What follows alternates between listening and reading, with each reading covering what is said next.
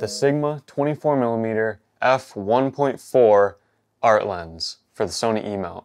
I've had this lens for a few days now, and spoiler alert, it's amazing. So I'm actually filming on it right now. I have it at f1.4 just to give you a little bit of an idea of what it looks like. So hopefully it focuses all right at f1.4, but I've pretty much had this lens on my A7 III permanently for the last few days. Haven't taken it off because it's just been amazing. I've taken some pictures with it and some videos, which I'll obviously show, but I have put together a little pros and cons list just from the last few days of using it. Just my first thoughts on this lens, what I like about it so far, what I don't like.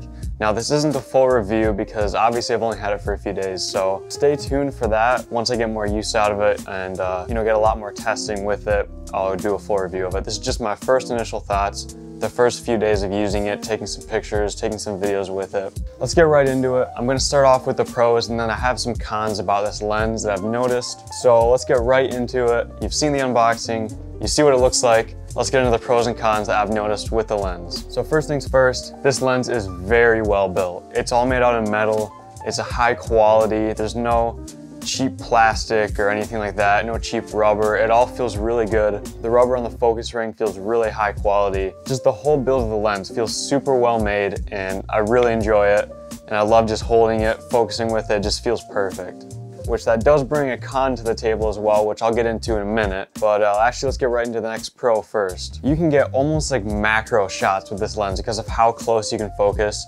So especially for product B-roll, when I'm reviewing a lens or whatever, I want to get B-roll of it really close up. You can get super close and still stay in focus with the lens. And being so close like that and being a wide angle really gives it a unique look and is super interesting. Just being able to focus that close to something with such a wide angle lens. I really love that because I do a lot of product shots and B-roll and stuff like that where I want to get close up, but a lot of lenses I've used, you can't really get that close to the subject and stay in focus. So that's a big plus that I've noticed. Really useful. It just adds to the convenience of this lens.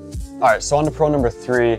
This one's pretty big and it really helped me choose to buy this lens when I was originally searching for a lens. So on Sony full frame cameras, you can go into what's called crop mode or APS-C mode, and it basically crops in on the lens just like a crop sensor would. So it's 1.5 times crop, which is super useful, especially with a lens like this because it's a 24mm lens, which is nice and wide, good for establishing shots, any wide shots. But then if I crop into APS-C mode on the A7 III, it effectively makes this a 36mm lens, which is awesome because around that focal length, 35, 36mm, is another great, fairly wide angle focal length, and having both of those in one lens at f1.4 is really amazing. So those are the 3 things that I've really noticed that I love about this lens so far, and just in the first few days of use. Obviously it's super sharp, super good in low light, the depth of field is great for such a wide angle. I mean, there's a bunch of great things about this lens, but those are the 3 main pros that I wanted to bring up to you guys about this lens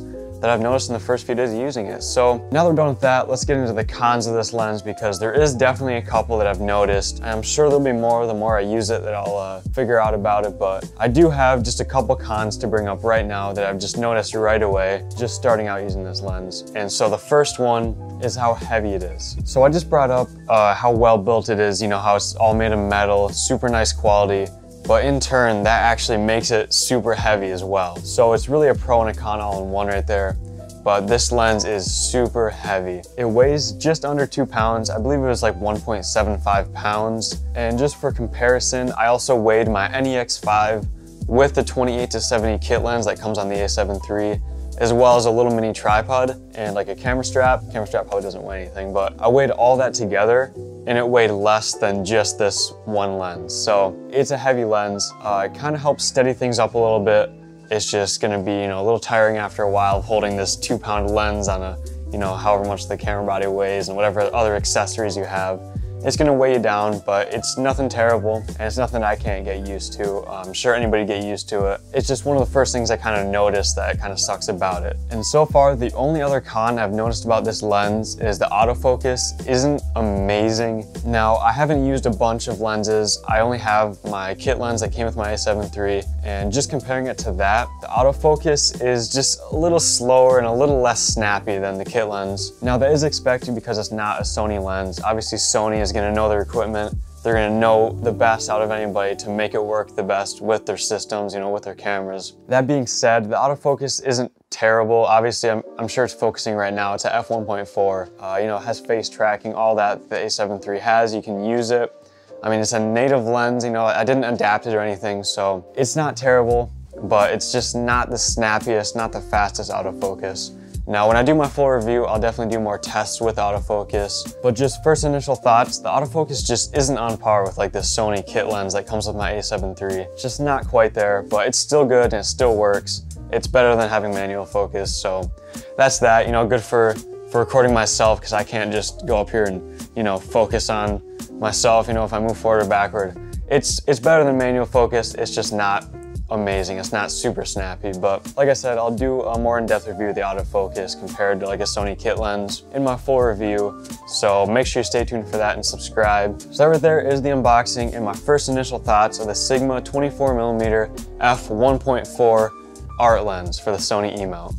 Thank you so much for watching. Make sure you subscribe and like this video. It'll really help me out because I put a lot of time and effort into these videos and I just spent a stupid amount of money on a lens, so make sure you go subscribe. But anyways, thank you so much for watching. I'll see you guys in the next one.